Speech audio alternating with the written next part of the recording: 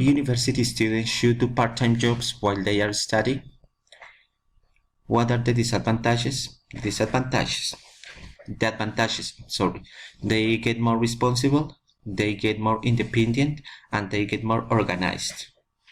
Also, they learn to comply with the schedule of a job. The disadvantages are, first, the students don't have enough time to do the homework. Second, they don't have time to share with others. And finally, they don't have enough time to rest. What is your opinion? In my opinion, students shouldn't be working because they have to divide the energy between the work and the study. But we have to be honest and accept that in some cases the economic situation is complicated and they have to work if they want to be someone in the life and